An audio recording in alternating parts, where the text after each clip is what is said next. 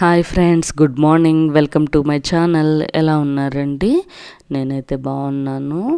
అంటే ఈరోజు మీకు ఒక సింపుల్ ఫ్రై రెసిపీని చూపిస్తున్నాను. అదేంటంటే బ్రోకెల్లీతో ఫ్రై. సో సమ్మర్ స్టార్ట్ అయిపోయింది కదా ఫ్రెండ్స్. సో మంచిగా ఏవో ఒక జ్యూస్ తీసుకుంటూ హైడ్రేట్గా ఉండండి. పిల్లలకి కూడా ఏదో ఒకటి ఇస్తూ ఉండాలి ముఖ్యంగా. సో ఫస్ట్ అయితే ఇప్పుడు ఆ ఫ్రైని ఎలా ప్రిపేర్ చేయాలో చూద్దాము.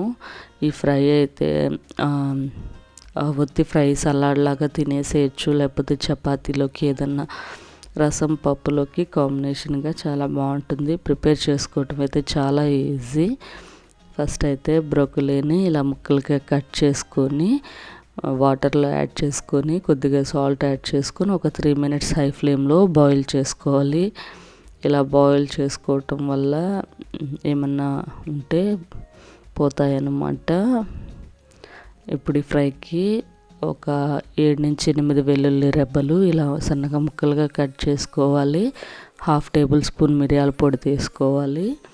ఇప్పుడు స్టవ్ ఆన్ చేసుకుని ఒక పాన్ పెట్టుకొని నేను ఆలివ్ ఆయిల్ యాడ్ చేసుకుంటున్నాను. ఆలివ్ ఆయిల్ అనే కాదండి, మీరు ఏ ఆయిల్ అయినా మీ దగ్గర అవైలబుల్లో ఉన్న ఆయిల్ యూస్ చేసుకోవచ్చు.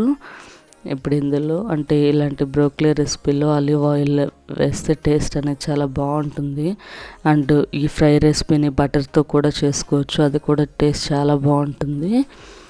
ఇప్పుడు వెల్లుల్లి ముక్కలు వేసి అవి పచ్చివాసన పోయేంత వరకు వేపుకొని ఇందులో బ్రోకలీ ముక్కలు యాడ్ చేసుకొని మీడియం ఫ్లేమ్లో ఒక 2 to 3 minutes బాగా కుక్ చేసుకోవాలి. ఇదంతా మీడియం ఫ్లేమ్లోనే కుక్ చేసుకోవాలండి, సిమ్లో పెట్టుకోకూడదు.